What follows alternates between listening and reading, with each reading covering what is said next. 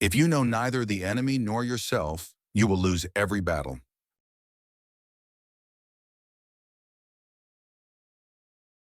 Conflict is part of life.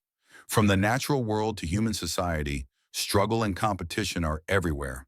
Whether it's war, business, sports, video games, or even subtle social dynamics at a nightclub or online. And often, when we're not fighting an external opponent, we're waging war within ourselves. The Art of War, written over 2,500 years ago and attributed to Sun Tzu, is a Chinese military classic divided into 13 chapters, each focusing on a different aspect of warfare: strategy, tactics, intelligence, and more. But beyond the battlefield, its teachings reach deep into philosophy. It asks essential questions. What makes a strong army? How do we confront the enemy on difficult terrain? How should we gather intelligence or even spread misinformation? While filled with practical guidance on warfare, the art of war is fundamentally a work of wisdom. Sun Tzu teaches that war is not to be taken lightly. The ideal victory is one achieved without fighting at all. The highest skill of a general is to be calm, unreadable, and to win through strategy rather than force. Sun Tzu's brilliance lies in using intelligence over aggression. His approach is not brute force, but strategic finesse. What makes the art of war enduring is that its insights apply to life beyond warfare. Whether in negotiations, work, sports, or daily disagreements, we face constant battles, and the art of war offers a way to face them wisely. Sun Tzu, also called Master Sun, was a military strategist and philosopher. While some scholars doubt his actual existence, ancient sources say he served the king of Wu during the Zhou dynasty, around the time Lao Tzu and Confucius lived. His birthplace is debated. Some say Qi, others Wu, but what's undisputed is the timeless impact of his work. Generals, leaders, and thinkers across centuries have turned to the art of war. Vietnamese General Vo Nguyen Giap used its tactics to defeat the French at Dien Bien Phu. Brazilian football coach Luiz Felipe Scolari drew on its teachings to win the 2002 World Cup.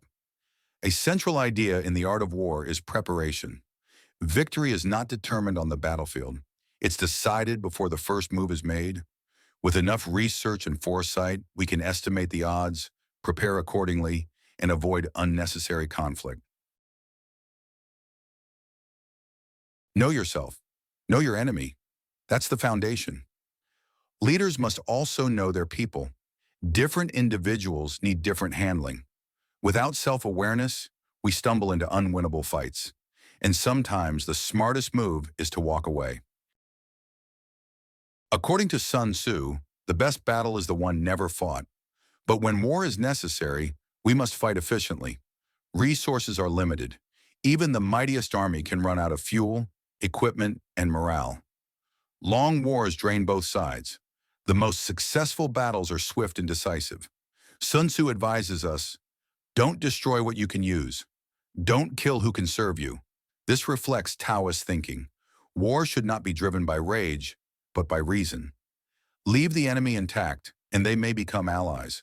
He writes, in war, better to capture a state intact than destroy it. Better to capture an army whole than shatter it. Ultimate victory is defeating the enemy without fighting. The best strategy, attack their plans. Next best, disrupt their alliances. Next, confront their army. Worst of all, attack fortified cities. This hierarchy of engagement teaches restraint and precision. Victory, Sun Tzu says, is a product of analysis, measurement, comparison, and calculation. If the odds are in your favor, engage. If defeat is certain, do not. Strategy must adapt to the conditions. When outnumbered, disappear. When superior, surround.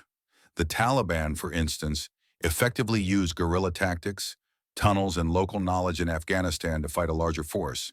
They didn't win by brute strength, but by remaining unseen and unpredictable. Deception is a powerful weapon. Sun Tzu says, when able, appear incapable. When near, make the enemy think you are far.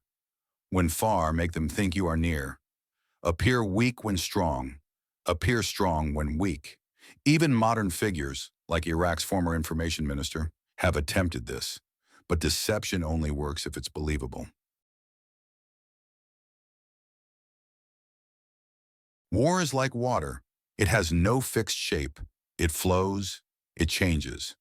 To win, we must remain formless and adaptable, like water, responding to the terrain, the season, and the enemy's changing nature. Sun Tzu advises, avoid opponents who are alert and energized. Strike when they are tired, scattered, or demoralized. Focus on your own defenses while watching for cracks in theirs. Wait for the perfect moment, and then strike with precision. Sometimes the best tactic is patience. We also learn to assess environments, what Sun Tzu calls ground. High ground gives the advantage. Crossing rivers requires patience. Attack only after half the enemy has crossed. Some terrain is death ground, where the only way out is forward through the fight. Sun Tzu emphasizes emotional discipline. A general must be brave, but not reckless, calm but not timid, compassionate but not indulgent. Easily angered leaders are easy to manipulate. Easily shamed ones are easy to bait. He warns, there are 5 fatal flaws of a general. Recklessness, which leads to destruction. Cowardice, which leads to capture. A hot temper, which can be provoked.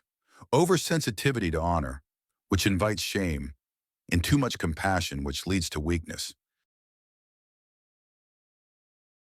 The art of war teaches us to choose our battles, to win without waste, to lead with wisdom, to adapt with grace.